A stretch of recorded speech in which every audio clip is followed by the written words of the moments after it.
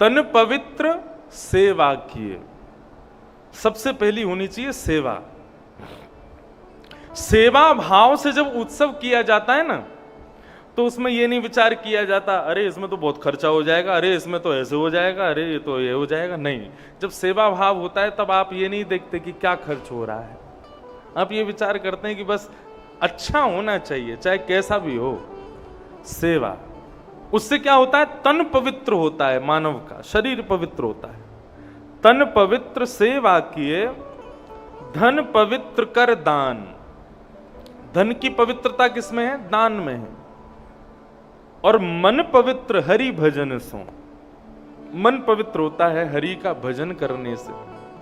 होत त्रिविध कल्याण, ये 3 प्रकार के कल्याण बताए गए हैं। ऐसा ही उत्सव पूरे ब्रजमंडल में मन रहा है। ठाकुर जी 6 दिन के हो गए, छठी पूजने वाली थी ठाकुर जी की, तभी कंस के द्वारा भेजी गई एक राक्षसी वृंदावन आई जिसका नाम था पूतना।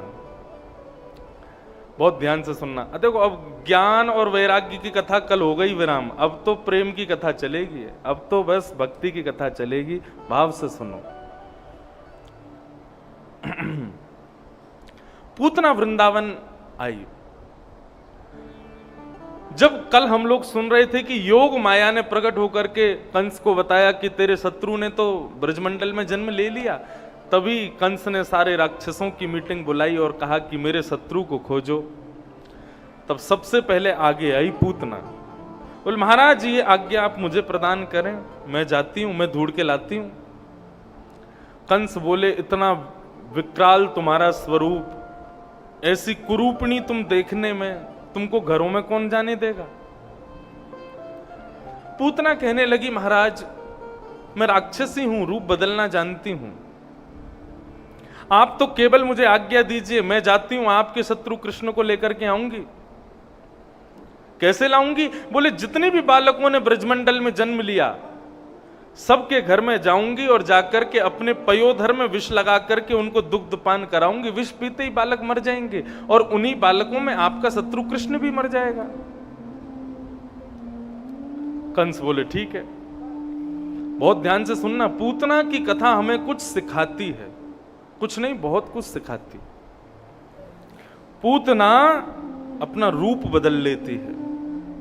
जहां उसको देखने में कंस को भी एक प्रकार से शर्म जैसी आती है, लज्जा जैसी होती है, आज वो पूतना इतनी सुंदरी बनकर के जा रही है। ऐसा स्वरूप उसने धारण किया कि जब वो कंस के सामने आई तो कंस भी उसको देख करके दीवाना हो गया। इतनी सुंदर सुंदर बनकर के पूतना गई, घर घर में जाती है। नए बालकों ने जिन्होंने जन्म लिया है 10 दिन के भीतर, उनको अपने पयोधर का पान कराती है गोद में खिलाने की भावना से, और विष लगे हुए पयोधर को पीते ही बालक के मुंह से झाग निकलने लगते हैं और मर जाता है। ब्रजमंडल के अधिकतर बालकों को पूतना ने मार दिया। जब पूतना वृंदावन पहुंची, गोकुल पहुंची, गोकुल में पूतना ने देखा आकाश में बादल रंग बिरंगे हो रहे हैं, इतने अबीर गुलाल उड़ाए जा रहे हैं कि बादलों का रंग बदल गया। समझ गई मेरे महाराज कंस का शत्रु, उसका जन्म यही हुआ होगा।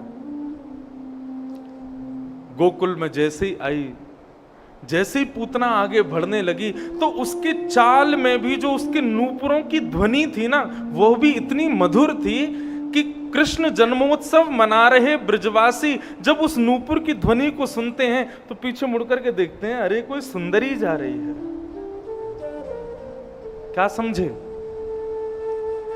ठाकुर जी के उत्सव में व्यस्त ब्रजवासियों को अपने सौंदर्य से, अपनी खूबसूरती से, अपने वस्त्रों से, अपने नूपुरों से उनके मन को जो ठाकुर जी के भजन में लगा है, ठाकुर जी के उत्सव में लगा है, वहां से हटा रही है, वही पूतना है। समझे कुछ? आप कथा सुन रहे हो और कथा के बीच में आपका फोन देखने का मन कर जाए तो फोन कोई पूतना समझना। जो ठाकुर जी से मिलने में, ठाकुर जी की भक्ति में, ठाकुर जी के प्रेम में जो विविधान दे, वो कोई भी क्यों ना हो, उसको पूतना ही मानना। अविद्या है पूतना। भगवत मिलन से दूर जो हमें करे वही पूतना है। सब ब्रजवासी पूतना के रूप को देखने लगे, अरे देखो कितनी सुंदर। गोपियां आपस में चर्चा करने लगी, बोले हमें तो लगे नंद बाबा को जो लाला है ना वो विष्णु है, और वाको दर्शन करवे देखो साक्षात लक्ष्मी जा रही है, इतनी सुंदर। सब मोहित हो गए पूतना के स्वरूप पर। जैसे ही पूतना ने नंद भवन में प्रवेश किया, गोद में लाला को सुला रही यशोदा मैया ने जैसे ही पूतना को देखा, औरों की तो क्या बात करोगे, यशोदा मैया भी पूतना को देख करके उसके रूप पर मोहित हो गए। और पूतना की एक झलक देखते ही नेत्र बंद कर लिए यशोदा मैया ने और कहने लगी, हे विधाता, या तो तेने मेरो लाला पहले भेज दिया हो तो, या फिर ये जो सुंदरी आई है कछु साल बाद जन्म लेती तो अपने लाला को यही ते ब्याह करती मैं, इतनी सुंदर। हे विधाता कृपा करियो, ये जो सुंदरी आई है ना, या कि कोई छोरी हो तो बातें अपने लाला को ब्याह करूंगी। भगवान को जन्म देने वाली मां को भी मोहित कर लेती है विद्या। ये संसार की माया ऐसी है। संसार के भोग विलास सब पूतना का स्वरूप हैं। ठाकुर जी की भक्ति कर रहे हो, उसी समय कोई संसार की वस्तु दिख जाए और तुम्हारा मन यदि उसके प्रति आकृष्ट हो जाए, पूतना है, उससे बचो। कम से कम सुबह जब आप अपने ठाकुर जी के सन्मुख बैठते हो ना, उस समय तो फोन को मत रखो पास। उस समय संसार की किसी वस्तु को अपने आसपास मत आने दो। कितना भी जरूरी फोन आवे नहीं उठाना, अभी मेरे ठाकुर जी का समय है। क्योंकि जब आप ठाकुर जी के सन्मुख होते हैं, उस समय किसी अन्यत्र वस्तु पर आपका मन जाता है तो वो क्रिया ठाकुर जी करवाते हैं। ठाकुर जी कहते हैं, हाँ बड़ा सज धज के मेरे सामने बैठा है, इतने में ही तुम्हारा फोन बजने लगा, और तुमने यदि फोन की ओर देखा तो वो फोन बजा नहीं, ठाकुर जी ने बजवाया। वो चेक करते हैं कि मैं देखूं तो सही तुम्हारी भक्ति कितनी है। तुम वास्तव में मेरे सामने मुझको देखने बैठे हो या केवल अपने किसी स्वार्थ की सिद्धि के लिए बैठे हो? इन पूतनाओं से बचो। ये सब पूतना है जो भगवत विमुख करावे। यशोदा मैया प्रसन्न हो गई, आओ बहन, कौन हो, पहली बार देखा तुम्हें? पूतना बोली, मैं मिश्राणी हूं। मिश्रा जी तो कल दर्शन करके गए, मैं उनकी धर्म पत्नी हूं। मैं घर से बाहर नहीं जाती, लेकिन आपके लाला की हैवे की खुशी में आज आई हूं। आपके लाला को दर्शन कर लूं? यशोदा मैया बोली, हाँ हाँ क्यों नहीं। अच्छा, एक मानव का स्वभाव होता है, आप मेरी बात को मानेंगे, हम लोग व्यक्ति के स्वरूप और व्यक्ति के पहनावे से उस पर बहुत जल्दी भरोसा कर लेते हैं। इसका मतलब अभी हम कच्चे हैं। शास्त्र आज्ञा करते हैं, मानव कैसा है उसकी 3 हरकतें उसकी पहचान करा देती हैं कि वो कैसा है। कौन कौन सी? नेत्रम, वक्त्रम, विकारेण। पहली पहचान कराते हैं उसकी आंखें। यदि बहुत चंचल है, इतने में इधर देख लेता, उतने में उधर देख लेता, उतने में आंखें बिल्कुल बंदरों की तरह इधर उधर घूमती रहती हैं, तो मन उसका विचलित है। मन में कोई ना कोई उपद्रवी बैठा है। आंखों में गंभीरता होनी चाहिए, आंखों में धीरता होनी चाहिए। मानव की पहली पहचान कराते हैं उसकी आंखें, नेत्र, नेत्रम। मानव की दूसरी पहचान कराते हैं वक्त्रम, उसकी वाणी, वो कैसा बोलता है, किन शब्दों की मर्यादा का भान करता है, कौन सी जगह किस शब्द को कैसे बोलना चाहिए, उसकी बोलने के लहजे से पता चल जाता है कि वो कैसा है।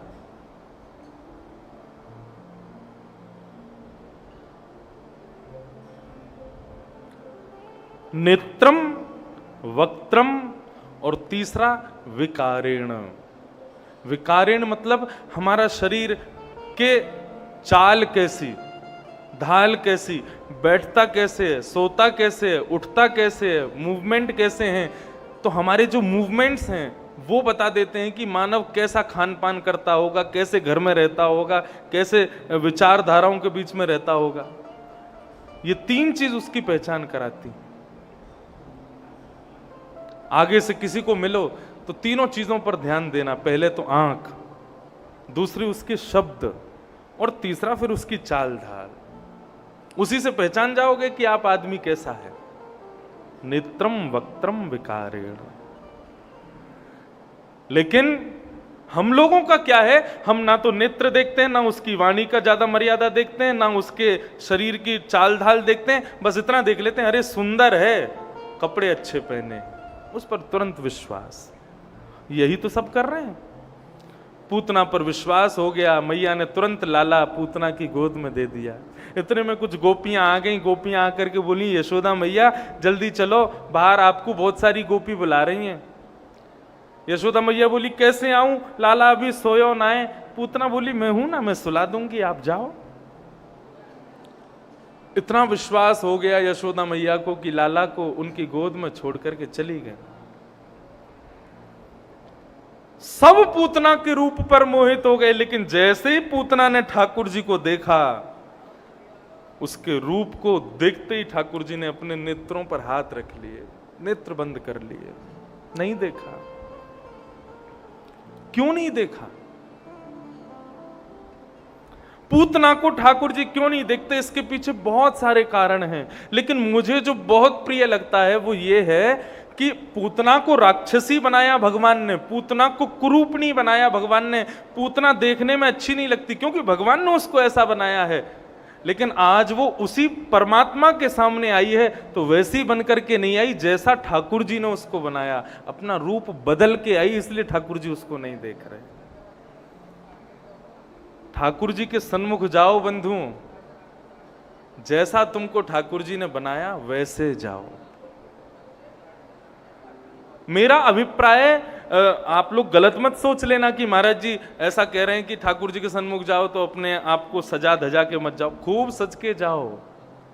बाह्य श्रृंगार की तो यहां चर्चा है ही नहीं, यहां बात हो रही है भीतर के श्रृंगार की।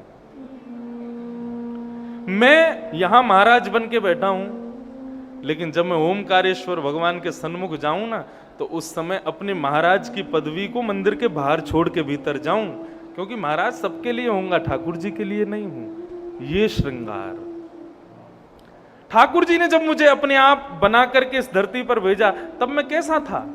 शुद्धोसी मुक्तोसी निरंजनोसी संसार मायाम परिवर्जितोसी। उस समय मेरा कोई शत्रु नहीं था, मेरा कोई मित्र नहीं था, मेरे कोई मां नहीं थी, कोई पिता नहीं थे, मेरा कोई नहीं था। जब बालक का जन्म होता है उसका कोई नहीं होता, वो एकाकार केवल ठाकुर जी का होता है। आप छोटे से बालक को देखो, नन्हा सा बालक जो अपने आप करवट भी नहीं लेता, और लेटा लेटा अपने आप हंसने लगता है। कभी कभी सोते सोते ही उसकी आंखें बिल्कुल ऐसी हो जाती हैं जैसे मानो रोने वाला हो। क्यों? क्योंकि ठाकुर जी की लीलाओं का दर्शन उसको होता है, वो किसी को नहीं जानता।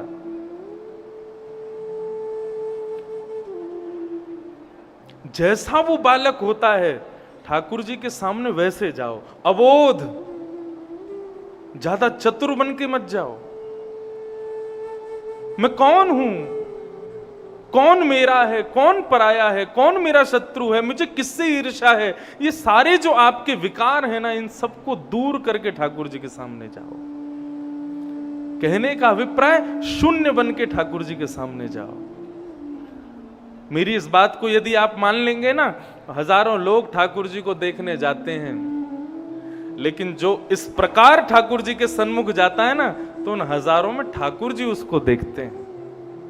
ठाकुर जी में, हजारों में ठाकुर जी उसका दर्शन करते हैं। हाँ, कोई आया है, वो आया है जिसको मैंने बनाया था। यहां आप सब लोग इतनी बड़ी बड़ी उम्र के हो, मैं आता हूं, आप सब प्रणाम करते हो, पुष्प छोड़ते हो, चरणों में झुकते हो। मैं नहीं रोक सकता, कितनों को रोकूं? मेरा मन तो करता है कि सबसे कह दूं भाई मत करो, अच्छा थोड़ा ज्यादा लगता है कि कुछ ज्यादा ही बड़े महाराज हो गए क्या। लेकिन इस व्यासपीठ की मर्यादा है कि यहां पर कर सकता है कोई भी प्रणाम। लेकिन बंधुओं, जब मैं अपने घर जाऊंगा, जब अपनी मां के सन्मुख जाऊंगा, अपनी मां से नहीं कहूंगा कि मुझे प्रणाम करो, कैसे कह सकता हूं? वो मां है, सारा संसार प्रणाम कर सकता है लेकिन मां प्रणाम नहीं कर सकती। क्यों? क्योंकि मां ने मेरा निर्माण किया है, मां ने मेरा सृजन किया है। मैं विद्वान, मैं ज्ञानी आप लोगों के सामने हो सकता हूं, लेकिन मैं कई बार मेरी मां कुछ कहती हो और मैं यदि अपना मत रखूं, मम्मी ऐसा नहीं ऐसा कर दो, तू ज्यादा मत बोले, तुरंत मुंह बंद कर देती हैं। क्यों? क्या उनको नहीं दिखता कि इतनी कथाएं करता है, इतने लोग इसको सुनते हैं, कुछ तो जानता होगा? कितना भी हो लेकिन उनके लिए वो शून्य ही रहेगा। वो नहीं मानती मेरी बात कभी। कभी मैं कुछ समझाऊं, मां ऐसे नहीं ऐसे कर लो, ये नहीं ऐसा होना चाहिए, तू चुप रहकर बात मत बनाए कर, मोह दो वो आवे ना हमें समझावे को। यही शब्द होते हैं, मुंह धोना आता नहीं है, हमको समझाएगा। क्यों? क्योंकि वो मां है, उसने मेरा निर्माण किया, उसने मेरा सृजन किया। ऐसे ही बंधुओं ठाकुर जी, उन्होंने हमारा सृजन किया है, हमारा निर्माण किया है। हम कुछ भी हों संसार के लिए हैं, लेकिन ठाकुर जी के सन्मुख जब जाएं तब शून्य बन के जाएं। मैं कुछ नहीं हूं। पूतना की ये कथा हमको ये सिखाती है कि ठाकुर जी के सामने तुम यथावत देखो। ठाकुर जी वंशी बजाते हैं, वंशी क्यों बजाते हैं? तबला क्यों नहीं बजाते? वीणा क्यों नहीं बजाते? हारमोनियम क्यों नहीं बजाते? बाकी के इतने सुंदर सुंदर साज उनको नहीं बजाते, वंशी क्यों बजाते हैं? क्यों? वंशी पोली होती है, वंशी में छेद होते हैं और अपने पोलेपन को, अपने छेद को वो ठाकुर जी के सामने प्रकट कर देती है। ये मेरे विकार हैं।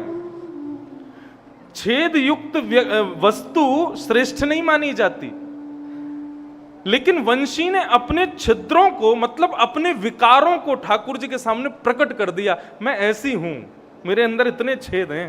ठाकुर जी बोले रुक जा, अभी स्वर निकालता हूं। 6 उंगलियों से दबाया और जैसे ही प्राण पिरोए, बाज उठी वंशी वृंदावन में। वंशी ये भी द्योतक है, ठाकुर जी अधर पर धारण करते हैं। क्यों? क्योंकि वो अपने विकारों को ठाकुर जी के सामने प्रस्तुत करती है, छुपाती नहीं है कि मैं पोली हूं। ऐसे हम स्वयं को छुपा करके ठाकुर जी के सन्मुख ना जाएं। जैसे हैं, हमारे अंदर जो अवगुण हैं हम संसार से छुपा लें, खुद से छुपा लें, लेकिन ठाकुर जी से कभी मत छुपाओ। उनके सामने यथावत बन के जाओ तो ठाकुर जी तुमको देखेंगे, नहीं तो पूतना की तरह भगवान आंखों पर हाथ रख लेंगे। इसलिए ठाकुर जी ने नेत्र बंद किए। एक भाव बताते हैं, ठाकुर जी ने नेत्रबंद इसलिए किए, मन में शंकर जी का ध्यान करके बोले जय हो महाकाल बाबा। महाकाल बाबा प्रकट हो गए। बोलो प्रभु क्या बात है? बोले हम अभी 6 दिन के हुए हैं, दूध भी अच्छे से पिया नहीं और ये मौसी हमको जहर पिलाने आ गई है, कहिए आज्ञा करो भगवान। बोले आप हमारे हृदय में आकर के बैठ जाओ, जैसे ही मौसी अपना पयोदर हमको देगी तो हम उसको पिएंगे, तो हमारे दूध में छन्नी लगा के विष आप पी जाना, दूध हम पी जाएंगे। आपको विष पीने का बड़ा अभ्यास है, इसलिए ठाकुर जी ने नेत्रबंद किए। ऐसे अनेक भाव बताए गए, लेकिन जैसे ही पूतना ने अपना पयोधर ठाकुर जी के मुख में दिया, ठाकुर जी ने उसके पयोधर पर लगे हुए पहले तो विष को पिया, फिर उसके दुग्ध को पिया, फिर दुग्ध पीते पीते पीते पीते उसके शरीर के रस तत्वों को पिया, उसके पुण्यों को पिया, उसके पापों को पिया, और पीते ही पीते ठाकुर जी ने दोनों अपनी छोटी छोटी भुजाओं से पूतना के पयोधर को पकड़ करके जब कस के उसके प्राणों को पीना शुरू किया, प्राणी शमम रोष समन्वितो पिबत, जैसे ही प्राण पीने शुरू किए पूतना को घबराहट होने लगी। इतनी देर हो गई है, बालक मरता क्यों नहीं है? बालक, अरे लाला छोड़, अरे लाला छोड़। ठाकुर जी ने इतना कस के पकड़ लिया, पूतना पूरी ताकत लगा रही है, लेकिन ठाकुर जी छोड़ नहीं रहे हैं, उसके प्राणों को पी रहे हैं। अब देखो यहां पर एक बात आती है कि ठाकुर जी ने विष पिया, समझ आता है, ठाकुर जी ने दूध पिया, समझ आता है, रस तत्वों को पिया, मन रहा होगा ठाकुर जी का, लेकिन पुण्यों को पिया। पहली बात, ठाकुर जी पुण्य पी क्यों रहे हैं? और दूसरी बात, क्या पूतना ने भी कोई पुण्य किया था जो उसके पुण्यों को पी रहे हैं? अब एक बात मैं आपके सामने स्पष्ट कर दूं, कल प्रहलाद चरित्र में बहुत जल्दी निकल गया था, वहां पर भगवान नृसिंह प्रहलाद से एक बात कहते हैं, मेरी प्राप्ति मानव को कब होती है? जब उसके पाप और पुण्य दोनों शून्य हो जाते हैं। यदि पाप ज्यादा रह गए तो भी मैं नहीं मिलूंगा, और यदि पुण्य भी ज्यादा रह गए तो भी मेरी प्राप्ति नहीं होगी। क्यों? पाप और पुण्य ये नरक और स्वर्ग के द्वार खोलते हैं, वैकुंठ के द्वार नहीं खोलते। प्रहलाद ने पूछा, भगवान तो फिर पाप और पुण्य नष्ट कैसे होंगे? पापों को नष्ट किया जाता है ये तो हमने सुना, लेकिन पुण्य भी नष्ट करने पड़ते हैं। भगवान बोले, हाँ, मैंने शायद कल की कथा में या परसों बताया था कि पुण्य से स्वर्ग मिलता है। स्वर्ग एक होटल है, जितना पुण्य कमा के जाओगे उतने दिन स्वर्ग के द्वार खुलेंगे। ठाकुर जी प्रहलाद से कहते हैं, प्रहलाद, पाप कैसे नष्ट होते हैं? बोले, पाप नष्ट होते हैं परोपकार करने से, असहाय व्यक्ति की सहायता करने से, दूसरों की सेवा करने से। आपके जो पाप होंगे वो सब नष्ट हो जाएंगे।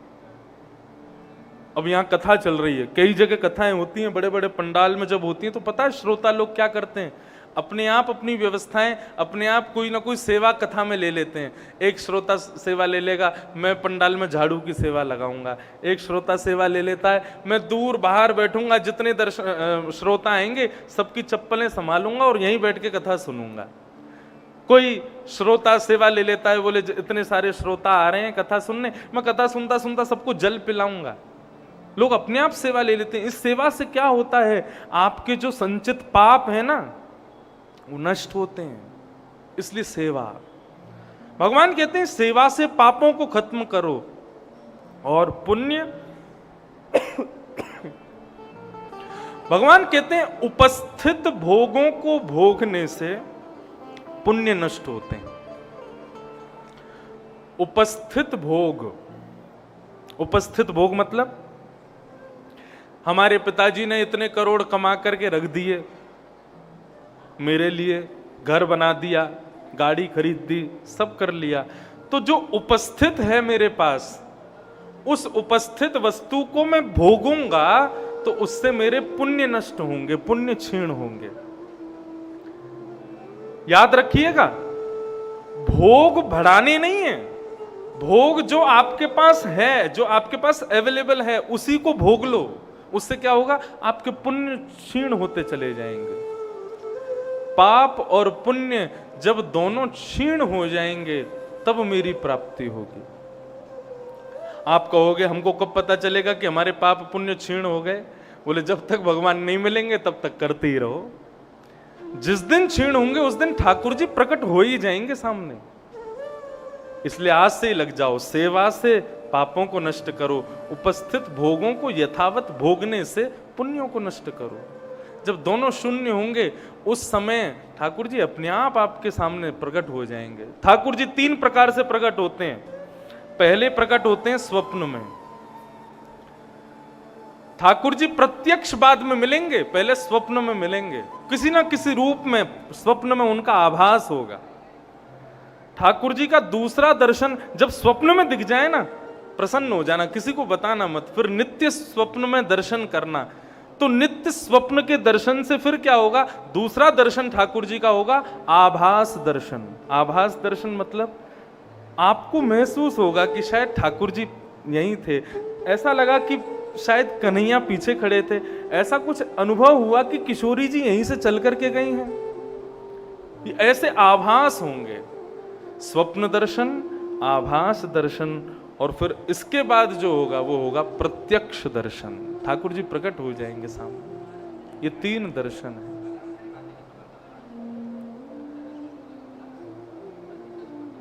तो ठाकुर जी ने पूतना के पुण्यों को पिया। पुण्य और पाप ठाकुर जी क्यों पीते हैं ये मैंने बता दिया। अब बात आती है, क्या पूतना ने कोई पुण्य किया था?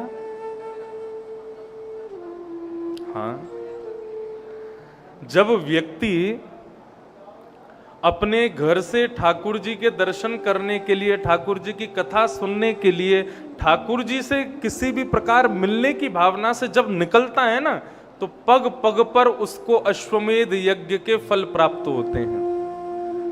पूतना भले ही भगवान को मारने जा रही है, लेकिन वो जब गोकुल की ओर बढ़ रही है ना, है तो गोकुल में ठाकुर जी ना, तो उसको पग पग पर ना जाने कितने अश्वमेध यज्ञों का फल प्राप्त हो रहा है। तो वो जो पुण्य थे उनको ठाकुर जी ने पिया, और अंत में ठाकुर जी ने कस करके प्राणी समम रोष समन्वितो पिबत, उसके प्राणों को पिया।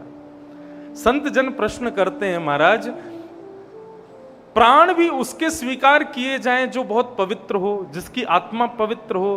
पूतना तो इतनी अपवित्र थी, ठाकुर जी उसके प्राणों को क्यों पी रहे हैं? श्रीमद् वल्लभाचार्य जी महाराज अपनी सुबोधिनी टीका में वर्णन करते हैं, ठाकुर जी प्राण क्यों पी रहे हैं। आहा, बहुत सुंदर भाव। बोले ठाकुर जी प्राण इसलिए पी रहे हैं, बोले कि पूतना मुझसे पहले ना जाने हजारों बालकों को मार करके आई है। पूरा ब्रजमंडल मेरे जन्म का उत्सव मना रहा है, और अभी 2-4 घंटे में खबर फैल जाएगी कि भाई ब्रजमंडल में इतने सारे बालक मारे गए, तो मेरे भजन में, मेरे कीर्तन में, मेरे उत्सव में जो ये ब्रजवासी व्यस्त हैं, ये सब दुखी हो जाएंगे, सब मातम मनाएंगे, और मेरे जन्मदिन को, मेरी जन्माष्टमी को ही लोग कहेंगे भाई बड़ा बुरा दिन था, क्यों इतने बालक मारे गए। ठाकुर जी ने क्या किया, बोले पूतना के पयोधर से पूतना के प्राण नहीं पिए, जितने बालकों को मार करके आई है उन बालकों के प्राणों को पी करके ठाकुर जी ने उन समस्त बालकों को जीवित कर दिया। प्राणी समम रोष समन्वितो पिबत। हाँ, कोई मेरा जन्म हुआ है, पूरे ब्रजमंडल में कोई शोक नहीं होना चाहिए। अंत तो गत्वा, जब पूतना से सहन नहीं हुआ, पूतना के नेत्र बड़े बड़े होने लगे, बड़े बड़े दांत निकल करके बाहर आ गए, उसका विकारी स्वरूप जो था, उसका राक्षसी स्वरूप जो था वो प्रकट हो गया। और जैसे ही राक्षसी बनी, सो नन्हे से कन्हैया ने अपनी आंखें खोल करके पूतना को देखा, बोला हाँ अब लग रही है बढ़िया। पूतना बोली अरे कन्हैया छोड़, अरे लाला छोड़।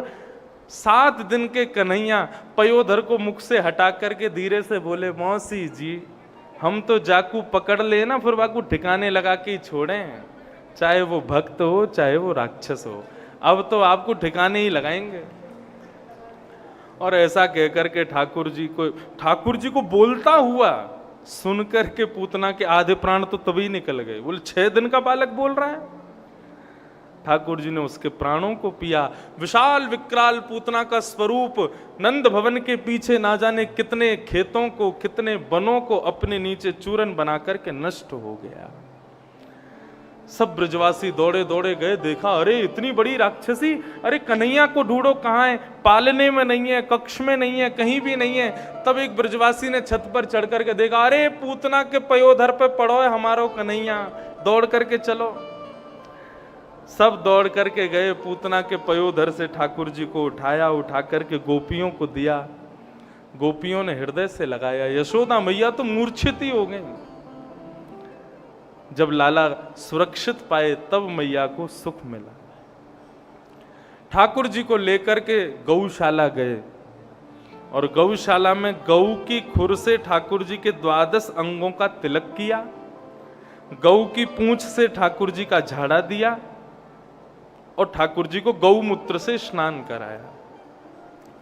आज भी हमारे वृंदावन में यदि कोई छोटा बालक बहुत बेवजह रोवे ना, तो उसको वैद्य डॉक्टर के पास बाद में ले जाते हैं, पहले गौशाला ले जाते हैं, गाय की पूंछ से ही उसको झाड़ा दे देते हैं, बालक शांत हो जाता है।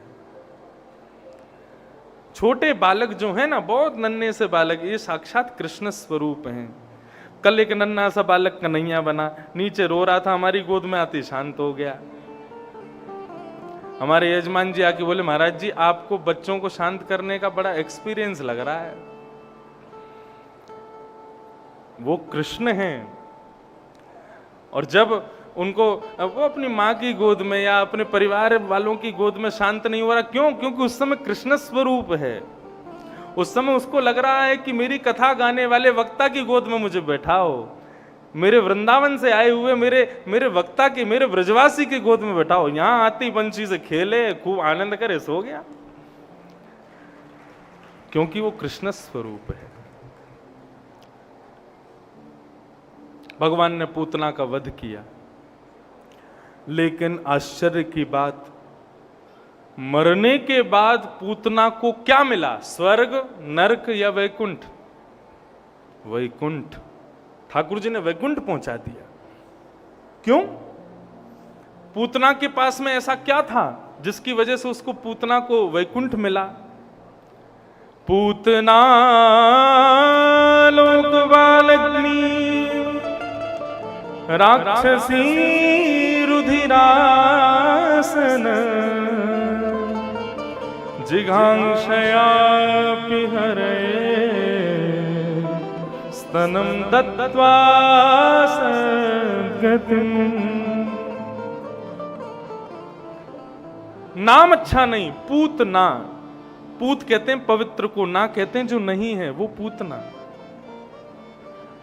काम अच्छा नहीं, लोक बालग्नि, बालकों को मारती है, यही काम है उसका।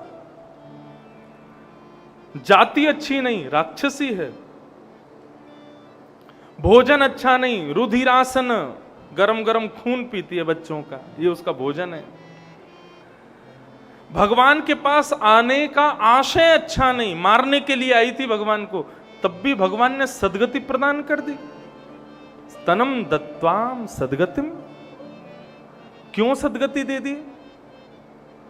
बोले क्योंकि ठाकुर जी से जब पूछा गया कि आपने पूतना को सदगति क्यों दी, तो भगवान कहते हैं उसका नाम अच्छा नहीं, जाति अच्छी नहीं, काम अच्छा नहीं, भोजन अच्छा नहीं, सब मानता हूं, लेकिन वो जिस तरीके से मुझको मारने आई थी ना, वो तरीका मुझे बहुत अच्छा लगा। स्तनम दत्त्वा सदगतिम। अरे कोई पयोधर पिला करके मारता है क्या?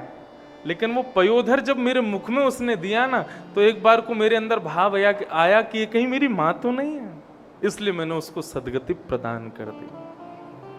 कितने दयालु हैं ठाकुर जी, कितने कृपालु हैं ठाकुर जी।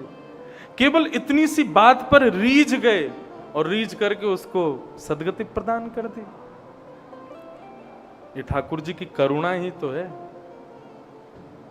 ये ठाकुर जी की दया है। हमारे ना जाने कौन सा गुण उनको प्रिय लग जाए, कुछ नहीं जानते। पूतना के इस भाव पर ठाकुर जी प्रसन्न हो गए और उसको सदगति प्रदान कर दी। अब इन सब कथाओं को पढ़ने के बाद में मन में ऐसा भाव आता है, पूतना जैसी राक्षसी को सदगति दे दी, हम इतनी कथा करते हैं, आप इतनी कथा सुनते हो, ठाकुर जी हमसे क्या गलती हो गई, हम पर क्यों कृपा नहीं करते?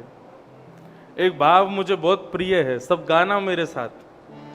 सुना है तारे हैं तुमने लाखों, हमें जो तारो तो हम भी जाने। सुना है तारे हैं तुमने लाखों, हमें भी तारो तो हम भी जाने। सुना है तारे हैं तुमने लाखों, हमें जो तारो तो हम भी जाने। सुना है तारे हैं तुमने लाखों, हमें जो तारो तो हम भी जाने। फंसी भंवर में हमारी नैया, फंसी भंवर में हमारी नैया। फंसी भंवर में हमारी नैया, फंसी भंवर में हमारी नैया। उतारो सागर से है कन्हैया, उतारो सागर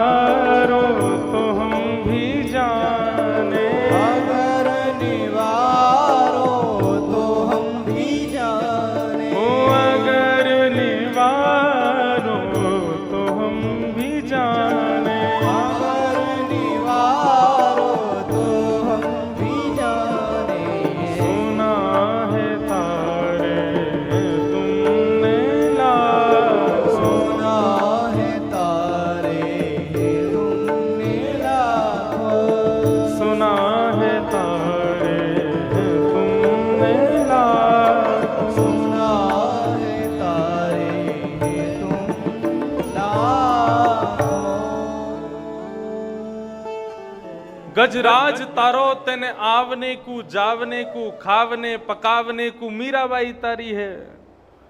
नरसी मेहता को तारो वहीवार सुनावने को वेदन सुनावने को जयदेव तारो है। ठाकुर जी आप जिसको भी तारते हो उससे आपकी कोई काम बन रहे होते हैं। एक भक्त शिकायत करता है भगवान से, बोले मैंने आपको पकड़ लिया। बोले क्या? बोले आप केवल उसको तारते हो जिससे आपका कोई काम बन रहा हो। भगवान बोले कैसे? बोले गजराज को आपने तारा, क्यों तारा? उस पर बैठ के आपको घूमने को मिलेगा इसलिए तार दिया। गजराज तारो तेने आवने को जावने को। और मीराबाई को आपने क्यों तारा? बोले क्यों? बोले मारवाड़ की हैं, मारवाड़ी हैं, राजस्थान के लोग बढ़िया बढ़िया भोजन बनाते हैं तो इसलिए आपने मीराबाई को तार दिया। मीराबाई को तारा किस लिए? बोले खावने पकावने को। वैकुंठ के रसोईया रूखी सूखी सब्जी बनाते होंगे इसलिए मीराबाई तार दी आपने, ताकि बढ़िया वहां पर जो है बढ़िया बढ़िया सब्जी बनाएगी। नरसी मेहता को तारो वहीवार सवारने को। नरसी मेहता को क्यों तारा? बोले व्यापार आपका बहुत चल रहा है ना आजकल, बहुत लोग दान दक्षिणा करते हैं, उसको संभालने वाला कोई तो होना चाहिए, अकाउंटेंट, इसलिए आपने नरसी मेहता तार दिया। और वेदन सुनावने को जयदेव तारो है। जयदेव को क्यों तारा? बोले बढ़िया बढ़िया स्तुति बना के सुनाया करेगा। इन सब से आपका कोई ना कोई काम बनता है, लेकिन मैं आपके किसी काम का नहीं हूं। मुझे तारो मोहे तारो वा में आपकी भलाई है। मुझे तार के बताओ तो मैं जानूं कि आप तारणहार हो। मुझे तारो। आज श्री जगन्नाथ भगवान बीमार हो गए होंगे, अब 15 दिन के लिए ठाकुर जी को बुखार आ जाएगा और वास्तव में ठाकुर जी का अंग पूरा गर्म हो जाता है, उनको केवल काढ़े का भोग लगता है। ठाकुर जी साल भर दाल भात खाते हैं, इतना दाल भात खाते हैं, इतना दाल भात खाते हैं, 15 दिन ठाकुर जी व्रत करते हैं, कुछ नहीं खाएंगे, केवल काढ़ा पिएंगे दिन रात, बुखार ठीक करेंगे अपना। इसके पीछे एक बड़ी अच्छी कथा है। जगन्नाथपुरी के एक भक्त थे, ठाकुर जी की निज सेवा में थे, अंदर गर्भगृह में सेवा करते थे। परंतु बंधुओं, कई बार हमारे जो पूर्व जन्म के कर्म होते हैं ना, वो कई बार हमको श्रेष्ठ भगवत भक्त होने के बाद भी भोगने पड़ जाते हैं। वैसे तो शास्त्रों में कितनी बार ऐसा बताया गया कि व्यक्ति जब ठाकुर जी का अनन्य भक्त हो जाता है, खूब कथाएं श्रवण करता है, संत जनों की चरण रज को अपने माथे से लगाता है, तो उसके पूर्व जन्म के भी यदि कोई पाप होंगे तो वो संचित कर्म सब नष्ट हो जाते हैं, लेकिन कई बार नहीं हो पाते। तो एक ठाकुर जी के परम भक्त थे, जगन्नाथ भगवान के नित्य सेवा करते थे। एक बार अपने पूर्व जन्म के किसी कारण से बहुत बीमार हो गए, अस्वस्थ हो गए। और अस्वस्थ भी कैसे हुए? पेट की बीमारी से। मतलब बार बार शौच के लिए उनको जाना पड़ता था।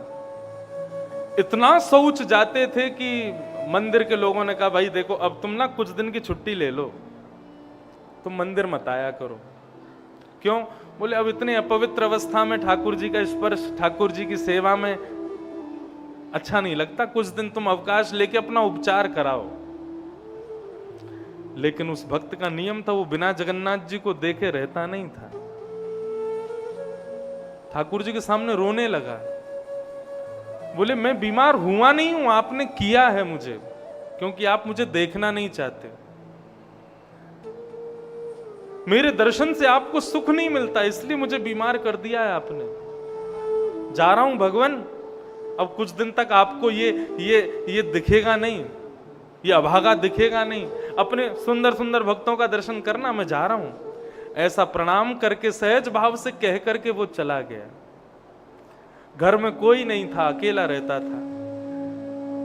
दिन ब दिन इतना अस्वस्थ हो गया कि अब वो अपने बिस्तर से उठ के शौच भी नहीं जा पाता था, बिस्तर पर ही सब मलमूत्र त्याग देता था।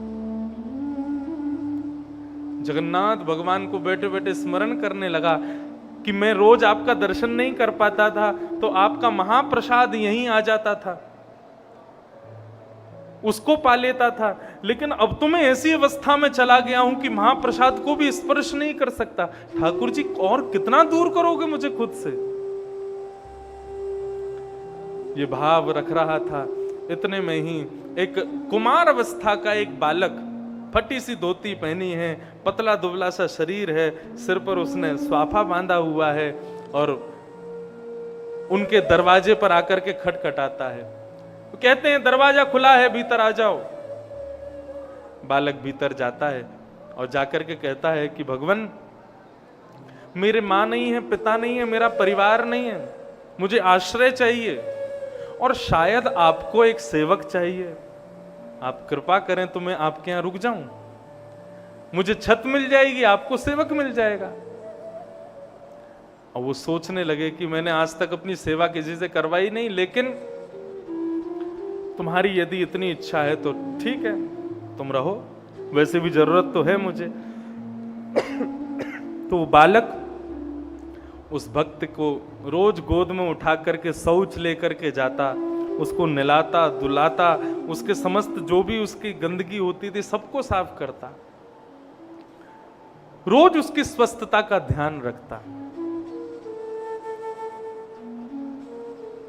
15 दिन तक वो बालक उनकी सेवा में रहा। 15 दिन बाद जब वो बिल्कुल स्वस्थ हो गए, स्वस्थ होकर के एक दिन बालक को कुछ सामग्री लेने के लिए भेजा। वो बालक सामग्री लेने बाजार गया, बाजार से सामग्री ला करके उनके घर के द्वार पर रख करके वो बालक वहां से अंतर ध्यान हो गया। आज इतने दिनों बाद वो पहली बार जगन्नाथ जी का दर्शन करने के लिए जा रहे थे। इतने में ही वो सामग्री देखी, देखा बालक तो है नहीं, बोला कहीं गया होगा, आ जाएगा। सामग्री घर में रख करके जैसे ही वो जगन्नाथ मंदिर दर्शन करने के लिए गए तो देखी इतनी भीड़।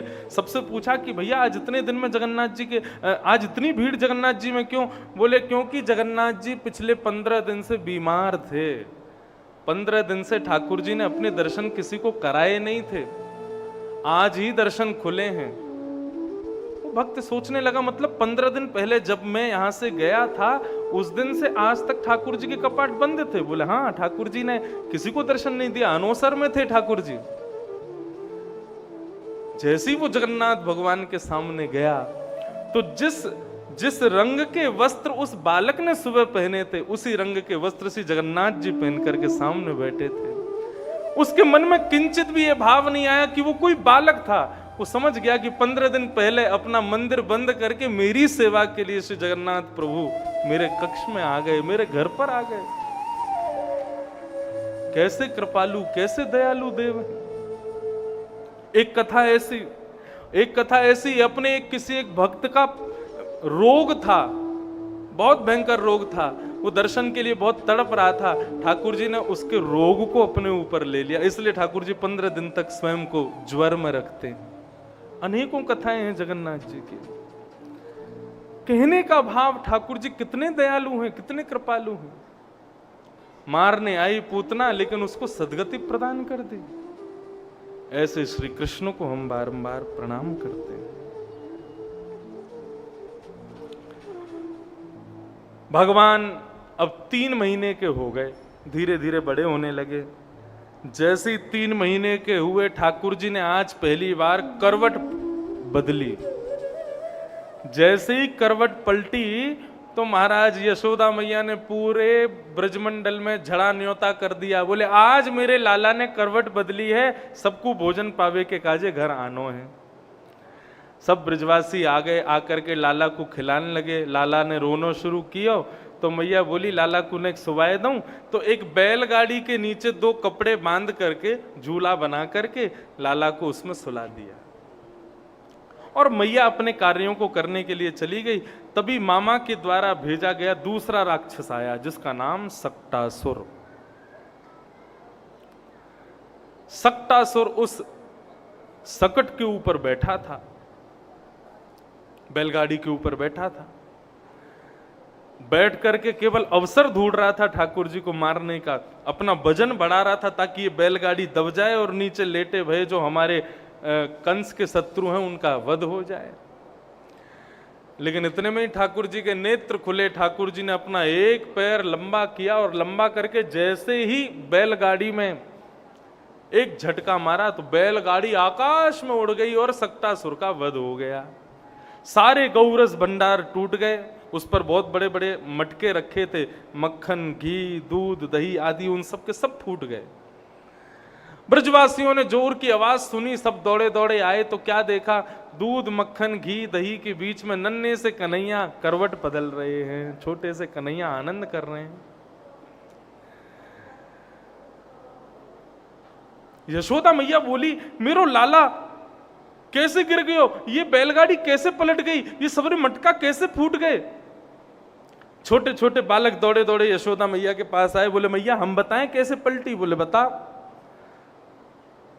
बालकों ने बताया, बोले मैया तुम्हारे लाला ने अपनो एक पाम इतनो लंबो कियो और लंबो करके ऐसे जोरते बैलगाड़ी में मारो, सुई बैलगाड़ी पलट गई। मैया बोले लाला तेरे पिताजी भांग खाते होंगे, मैं नहीं खाऊं। 3 महीना को मेरो लाला अभी करवट बदलनो जाने ना है, तू कह रो यानी इतना लंबा पाम कियो और पाम करके सकट में मार दियो और ये बैलगाड़ी गिर गई, झूठ बोले मोते। सुखदेव जी महाराज परीक्षित को कथा सुनाते हुए कहते हैं, अप्रेमयम बलम तस्य बालकस्य न ते विदुः। छोटे छोटे बालक सच बोल रहे हैं, लेकिन माँ का प्रेम, माँ का ममत्व ये बात स्वीकार नहीं कर रहा है कि मेरे लाला ने बैलगाड़ी गिर दी। बालक कितना भी बड़ा अवसर अपने जीवन में बन जाए, लेकिन माँ को पता नहीं क्यों स्वीकार नहीं होता कि मेरा बालक कुछ बन गया है। माँ से जाकर के 4 लोग कहें, अरे आपका बेटा तो बड़ा अच्छा, आपका बेटा तो ऐसा, आपका बेटा तो ऐसा, माँ उसकी 4 लोगों में बुराई ही कर देगी। अरे तुम क्या जानो, मैं जानती हूं अंदर से कैसा है, ऐसे करता है वैसे करता है। ये माँ का स्वभाव होता है। यशोदा मैया का ऐसा मातृ स्वभाव, वो ठाकुर जी की प्रभुता को स्वीकार नहीं कर रहे हैं। आहा, यही तो भक्त का लक्षण है। वो ठाकुर जी को प्रभु मान करके नहीं बचता। हमारे जो गिरधर लाल जी है ना, और श्रीनाथ जी, नाथद द्वार में श्रीनाथ जी की सेवा, हमारे गिरधर लाल जी की सेवा लगभग समान रहती है। हमारे ठाकुर जी की सेवा 2 पद्धतियों की सेवा स्वीकार करते हैं, क्योंकि वो पुष्टि संप्रदाय में सिद्ध हैं, इसलिए उनकी पुष्टि मार्ग के अनुसार सेवा होती है। और हम क्योंकि रामानुजी हैं, इसलिए हम अपनी भी परंपरा थोड़ी थोड़ी लगा करके ठाकुर जी की सेवा कर देते हैं। दोनों भावों से ठाकुर जी आनंदित होते हैं। लेकिन पुष्टि में जो भाव है वो ये है कि ठाकुर जी कौन है, बोले 4 वर्ष के बालक हैं, और उस बालक के भाव से ही उनकी सेवा की जाती है। उनको वंशी हमेशा हाथ में नहीं रहेगी, जब आरती होगी तभी वंशी होगी। मोर छड़ जो ठाकुर जी के सामने ऐसे घुमाया जाता है, इसका क्या भाव है, उसके अंदर मोर पंख हैं, ठाकुर जी के सामने उसको हिलाया जाता है, मतलब मानो जैसे भैया लाला ओ 56 भोग, अभी ठाकुर जी भोग लगाएंगे, फिर पहिए और जाके बैठ जा भैया। सब लोग ध्यान से सुनो। तो वो मोरछड़, उसका क्या भाव है, लाला छोटे से हैं, आरती क्या है, आरती मतलब ठाकुर जी की नजर उतार रहे हैं। तो यशोदा मैया ठाकुर जी की नजर उतार रही है, लेकिन लाला एक जगह टिक के बैठे तो नजर उतरे। लाला तो कभी यहां भागे, कभी वहां भागे, कभी कोई श्रृंगार फेंक दे, कभी कोई श्रृंगार फेंक दे। बच्चों के बाल बड़े हो जाते हैं, चोटी बना दो तो बच्चे निकाल निकाल के फेंकते हैं, कुछ पहना दो अच्छा सा, सब निकाल के फेंक देते। ऐसी कन्हैया है। तो यशोदा मैया, यहां पर जो सेवक है ना, पुष्टि मार्ग में सेवक को यशोदा माना जाता है। वो जब ठाकुर जी की आरती करती है, उस समय अगल बगल में जो ग्वाल बाल खड़े होंगे वो मोर छड़ ठाकुर जी को दिखाएंगे, मतलब ठाकुर जी का ध्यान भटकाएंगे ताकि ठाकुर जी की आरती हो जाए। नहीं तो श्रृंगार फेंकेंगे, उठ के यहां चले जाएंगे, वहां चले जाएंगे, ऐसा भाव। कई बार ऐसा होता है, श्रृंगार करते हैं ठाकुर जी का तो कभी मोर पंख गिर जाएगा, कभी हाथ के कड़ूला गिर जाएंगे, कभी कोई माला गिर जाएगी। उस समय बहुत सरल सी एक चीज करनी है, क्या, कुछ खाने की वस्तु, ठाकुर जी की भोग की वस्तु, वो ठाकुर जी के सामने रखो, फिर श्रृंगार करो। श्रृंगार नहीं गिरेगा। क्यों?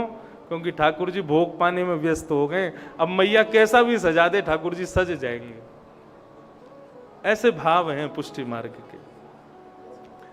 तो प्रभुता को भूल जाओ, ये तो लाला हैं, ये तो कन्हैया हैं, ये तो नेक्से से हमारे हृदय के स्वामी हैं, इस भाव से उनकी सेवा करो। यशोदा मैया कभी स्वीकार नहीं करती कि मेरो लाला प्रभु है।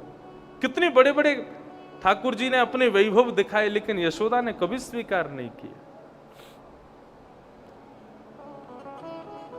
ठाकुर जी अब धीरे धीरे हो गए 1 वर्ष के, और जैसे ही 1 साल के हुए तृणावर्त आया। तृणावर्त आया, जैसे ही गोकुल में उसने प्रवेश किया, ठाकुर जी मैया की गोद में बैठ के दूध पी रहे थे। भगवान को पता चला तृणावर्त आ रहा है और ये तृणावर्त आकर के हमको उड़ा ले जाएगा, और यदि मैया की गोद में हम बैठे रहे तो मैया भी उड़ जाएगी संग में, और यदि मैया उड़ गई तो तृणावर्त को मार नहीं पाएंगे। तो क्या करें? ठाकुर जी ने दूध पीते पीते अपने आप को इतना भारी कर लिया, इतना वजन बढ़ा लिया कि यशोदा मैया को लगन लगो कि मेरे लाला ने ज्यादा दूध पी लियो, इतना भारी है गयो। तो मैया ने लाला को जाकर के पलना में सुलाए दियो, और मैया अपने कार्य के लिए चली गई। भगवान बोले हाँ अब ठीक है। इतने में तृणावर्त आया और ठाकुर जी को आंगन से जैसे ही उड़ा करके आकाश में लेकर के गया, भगवान ने ऊपर जाकर के तृणावर्त की गर्दन को पकड़ करके आकाश से जैसे ही नीचे पटका, तृणावर्त का गोविंदाय नमो नमः। बोलो भक्तवत्सल भगवान की। सब ब्रजवासी दौड़े दौड़े फिर से गए, ठाकुर जी को लेकर के आए। आकर के गौशाला में फिर से झाड़ा आदि करके ठाकुर जी व्यवस्थित किए। सब ब्रजवासी बोले मैया लाला 1 वर्ष को है गए, तुमने अभी तक या को नामकरण नहीं कियो। सारे ब्रजवासी कोई कालिया कहवे, कोई कनुआ कहवे, कोई कछु कहवे, लाला को एक नामकरण तो कराओ। यशोदा मैया ने ये बात नंद बाबा से कही। बोले लाला 1 वर्ष को है गए, नामकरण ना भयो, लाला के नामकरण की व्यवस्था करो। तो बंधुओं, नंद बाबा के कुल पुरोहित हैं सांडिल्य मुनि। सांडिल्य गोत्रीय ब्राह्मण जो होते हैं वे सांडिल्य मुनि के ही वंश में हैं। ये नंद बाबा के कुल पुरोहित हैं। सांडिल्य मुनि नामकरण करने जानबूझ के नहीं आ रहे। क्यों? क्योंकि वो जानते हैं कि ये नंद यशोदा के बेटा है ही नहीं, ये तो देवकी और वसुदेव के बेटा हैं। और भाई जिनके बेटा हैं, जिस कुल के बालक हैं, उस कुल का कुल पुरोहित नामकरण करे, मैं क्यों करूं? लेकिन बात बतानी नहीं है, नंद बाबा को बहुत बुरा लगेगा अगर उनको पता चलेगा कि बालक उनका नहीं है। इसलिए वो बहाने बना करके वृंदावन आ नहीं रहे, गोकुल आ नहीं रहे। लेकिन मथुरा में बैठे हुए वसुदेव देवकी को चिंता हुई कि हमारे बालकों का नामकरण नहीं हुआ, तो उन्होंने अपने कुल पुरोहित भेजे। कौन? श्री गर्गाचार्य जी महाराज। गर्गाचार्य जी वृंदावन आए। अब कोई विद्वान को देखें तो इच्छा होती है महाराज की ये हमारे घर पधारें, हमारे यहाँ प्रसादी पावें। गर्गाचार्य जी जैसे ही आए तो नंद बाबा ने प्रार्थना की, बोले महाराज आप हमारे यहाँ घर भोजन पर आओ। गर्गाचार्य जी जैसे ही घर पधारे, नन्हे से कृष्ण बलराम को देखा, गुटमुन खेल रहे थे। गर्गाचार्य जी बोले अरे ये कौन के बालक हैं? बोले हमारे ही हैं। कहाँ नाम है? बोले नामकरण नहीं हुआ अभी। नंद बाबा बोले, गर्गाचार्य जी बोले तो फिर हम कर देंगे नामकरण, सांडिल्य मुनि व्यस्त हैं तो हम कर देंगे। नंद बाबा बोले बड़ी कृपा हो जाएगी, आप ही नामकरण कर दो। बोले आज नहीं, कल करेंगे, कल का दिन अच्छा है। आज हम रात्रि आपके घर रुकेंगे, कल सुबह सुबह गौशाला में गैया के समीप बैठ करके आपके लाला का नामकरण कर देंगे। ठीक है। रात में लेकिन ठाकुर जी ने ऐसी लीला करी कि गर्गाचार्य जी महाराज अचंभित हो गए। कैसी लीला करी? गर्गाचार्य जी ने यशोदा मैया से कही, मैया हम स्वयं भोजन बना के पाते हैं, किसी के हाथ का नहीं पाते, आप हमको सामग्री दे दो, हम अपना भोजन बना लेंगे। हमारे शालिग्राम भगवान हैं, सेवा में इनका भोग लगा देंगे, पालेंगे। मैया बोली हाँ भगवान अभी करती हूँ। गोबर का चौका लगाया और खीर बनाने की जितनी सामग्री है सब गर्गाचार्य जी को दी। गर्गाचार्य जी महाराज खीर बनाने बैठे। चावल डाले, दूध डाले, केसर डाली, इलायची डाली, सब बढ़िया युक्त जो भी सुगंधित हो सकता था बढ़िया से बढ़िया खीर बना करके, गाढ़ी गाढ़ी खीर बना करके अपने ठाकुर जी के सन्मुख पधरा दी। और पधरा करके त्वदीयम वस्तु गोविंद तुभ्यमेव समर्पयेत ग्रहाण सुमुखो भुक्त्वा प्रसीद परमेश्वर। पाओ भगवान। नेत्र बंद करके अपने गुरु मंत्र की माला करने लगे। ठाकुर जी का भोग लगाते समय प्रयास करो कि ठाकुर जी को थोड़ा अकेला छोड़ दो। क्यों?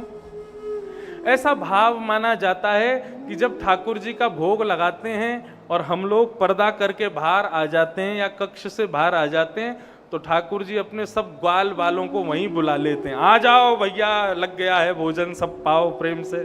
और फिर ठाकुर जी के सारे ग्वाल बाल प्रकट हो जाते हैं, एक दूसरे को भोजन प्रेम से पवाते हैं। यदि हम वहां बैठे रहेंगे तो ठाकुर जी को संकोच होता है अपने ग्वाल बालों को बुलाने में। इसलिए भोग लगाते समय पर्दा किया जाता है, ठाकुर जी का कक्ष बंद किया जाता है। ठाकुर जी अब आप सहज हो जाओ और भोग लगाओ। हमारे वृंदावन के श्री राधा रमन लाल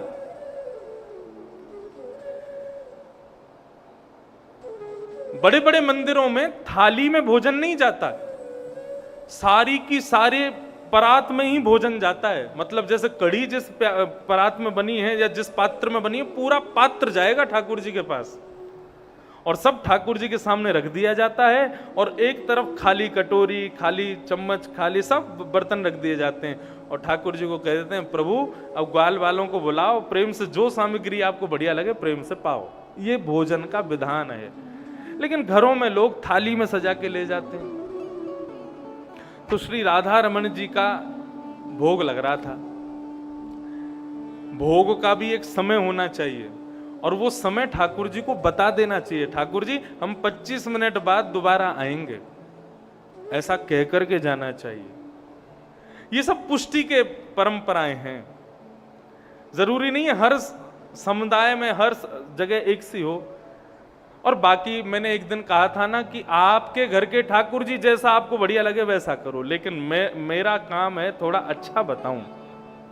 ठाकुर जी को समय बता के जाओ, हम अभी आ रहे हैं 25 मिनट में, आप प्रेम से प्रसाद पाओ। ऐसे ही श्री राधा रमन जी का भी एक समय है, 40 मिनट 45 मिनट तक ठाकुर जी के भवन में कोई नहीं जाएगा। अब गुसाई जी बाहर आकर के किसी से चर्चा कर रहे थे और चर्चा करते हुए उन्होंने समय देखा नहीं, समय पूरा हुआ नहीं, उससे पहले जैसे ही राधा रमन जी के गर्भगृह में प्रवेश किया तो गर्भगृह में प्रवेश करते ही क्या देखा कि दूर रखा हुआ चावल का पात्र, उसमें चावल रखे हैं, लेकिन श्री राधा रमन जी के ओष्ठ के नीचे एक चावल चिपका हुआ है। मतलब ठाकुर जी प्रसाद पा रहे थे, तुमने असहज करते हुए भीतर प्रवेश कर लिया तो ठाकुर जी असहज हो गए, जल्दीबाजी में वो चावल लगा हुआ दिख गया भक्त को। कभी करके देख लेना, ठाकुर जी को एक समय बता के जाना, 2-4 दिन तक उसी समय पर आना 25 मिनट बाद, लेकिन एक दिन थोड़ा पहले पहुंच जाना। क्या पता ठाकुर जी किसी लीला में करते हुए आपको दर्शन दे दें, वो ऐसा अनुभव उनका हो जाए। हमको तो बहुत बार हुए हमारे लाल जी का, ऐसा लगता है आंख बंद की इन्होंने, कभी कभी लगता है दोनों हाथ ऐसे कर लिए, लेकिन फिर सहज हो जाते हैं।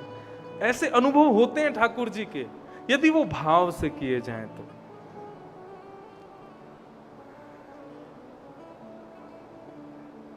ठाकुर जी प्रेम से भोग पाते हैं यदि भाव से पवाओ तो गर्गाचार्य जी ने खीर बनाई, खीर बना करके अपने ठाकुर जी के सन्मुख रख दी और सन्मुख रख करके अपने गुरु मंत्र का जाप नेत्र बंद करके, ठाकुर जी आप सहज होके प्रेम से पाओ, मैं 108 माला करूंगा, उसके बाद भोग उठाऊंगा। ऐसा भाव करके गर्गाचार्य जी माला जपने लगे। अब इतने में खीर की मधुर सुगंधी भीतर खेल रहे कन्हैया को आने लगी। कन्हैया दाऊ दादा से बोले, अरे दाऊ दादा कहाँ भयो लाला? बोले एक नयो भक्त आयो है तो माने खीर बनाई है। अच्छा, मेरो बड़ो मन है रहो कि मैं जाकर के वह खीर को भोग लगाए लूं। नंद बाबा बोले, अरे तो फिर देरी क्या बात की, जल्दी जा, जाके भोग लगा। ठाकुर जी गुटमुन चल करके बाहर आए। बाहर आकर के गर्गाचार्य जी के ठाकुर जी के सामने धरी हुई खीर को अपने मुख से लगा करके पाने लगे। गर्गाचार्य जी के जैसे ही नेत्र खुले, सामने देखा पात्र है नहीं, कहां चला गया। तभी बगल में देखा नन्हे से कन्हैया अपने गोद में पात्र रख करके पूरे मुंह पर खीर सान करके और अपने हाथों से खीर पा रहे हैं। जैसे ही गर्गाचार्य जी ने देखा, अरे यशोदा मैया, अरे मैया जल्दी आ, देख तेरे लाला ने कहा कि हो कहां भे हो। बोले मेरे ठाकुर जी की भोग झूठो कर दियो, या नहीं बिना भोग लगे पहले ही खा लियो, सबरो झूठो कर दियो। अरे अब तो गोबर को चौका दोबारा लगाना पड़ेगा, फिर से भोग बनाना पड़ेगा, सब झूठो कूटो है गयो। यशोदा मैया बोली महाराज आप चिंता मत करो, मैं फिर से गोबर को चौका लगवा दूंगी। अब नेक्स्ट बालक है, वाने देखी होगी खीर में किसमिस पड़ी है, खीर में इतनी बढ़िया बढ़िया सामग्री मीठी होगी, हमारे खा गए हो, आप क्षमा करो। ठाकुर जी को उठा करके यशोदा मैया ने भीतर आंगन में पुनः बिठा दिया। ठाकुर जी के मुंह पर खीर लगी थी। बलराम जी बोले लाला कैसी लगी खीर। बोले खीर तो बहुत बढ़िया, लेकिन खीर बनाने वालों बहुत बेकार है। क्यों? भोग के काजे पहले हमको बुलाए ले, फिर मैया ते हमारी शिकायत कर दे। कोई बात ना लाला, तू तो दयालु है, तू तो भक्त वत्सल है, कृपा कर। गर्गाचार्य जी ने फिर से खीर बनाई। अपने ठाकुर जी से बोले प्रभु क्षमा करना, छोटा बालक है, पहचान नहीं पाया, आप फिर से भोग लगाओ। त्वदीयं वस्तु गोविंद तुभ्यमेव समर्पयेत् ग्रहाण सुमुखो भुक्त्वा प्रसीद परमेश्वर। और फिर से उसी नियम से जैसे ही माला जपने के लिए बैठे गर्गाचार्य जी, इतने में ही भीतर बैठे ठाकुर जी खेलते खेलते फिर रुक गए। बलराम जी बोले लाला अब कहा भयो। बोले अब की बार पहले तो बढ़िया वाली खीर बनी है, तो मेरा तो मन है रो कि मैं जाके खा लूं। बलराम जी बोले तो खा ले, शिकायत कर दे मैया ते मेरी। बोले अब के ना करेगो, तू चलो जा जा। ठाकुर जी फिर से गुटमुन चल करके गए और खीर का पात्र अपनी गोद में रखा और फिर से खाने लगे, सान सान करके प्रेम से पामे। गर्गाचार्य जी ने जैसे ही नेत्र खोले, जय हो मेरे ठाकुर। यशोदा मैया हम गौशाला जा रहे हैं, हम कहीं और जाके रहेंगे, हमारे ठाकुर जी भूखे प्यासे बैठे हैं और ये तेरो नटखट लाला बार बार आकर के मेरे ठाकुर जी की खीर को खा जाए। मैया बोली बाबा क्षमा कर दो, लाला छोटो है, अबोध है, अभी जाने ना है, मैं आपको कमरा में बंद कर दूंगी, अब नहीं आवेगो ने करके।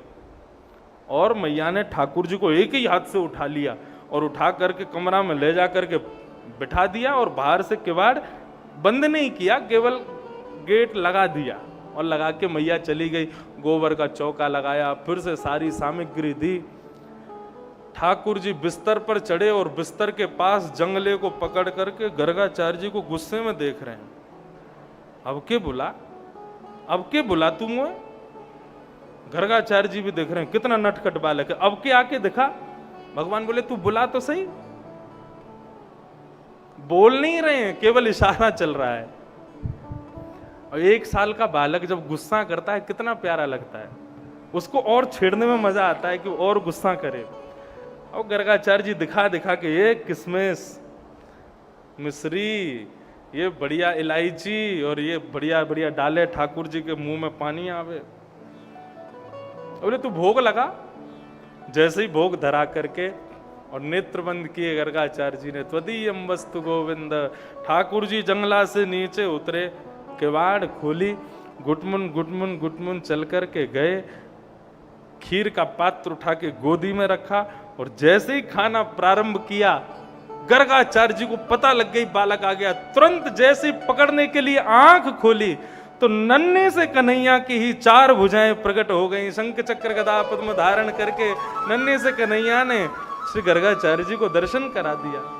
और सुख की बात तो ये, ठाकुर जी अपनी एक भुजा से जिससे खीर खा रहे थे, सने भय मुख पर लगी हुई खीर को ही लेकर के गर्गाचार्य जी को पवा रहे।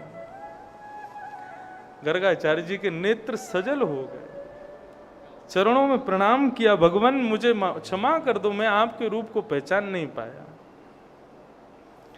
भगवान बोले हमने इसलिए अपना रूप दिखाया क्योंकि कल जब तुम हमारा जन्म पत्री पढ़ोगे, हमारा नामकरण करोगे, तब तुमको सब पता चल जाना है कि मैं कौन हूं। और कहीं तुमको उस समय पता चला और तुमने मैया और बाबा के सामने बोल दी कि ये तो साक्षात परमात्मा है, तो सारी लीला पर पानी फिर जाएगा। इसलिए अभी हमारा दर्शन कर लो, कल मुंह बंद रखना अपना, बोलना नहीं मैया से कि मैं कौन हूं।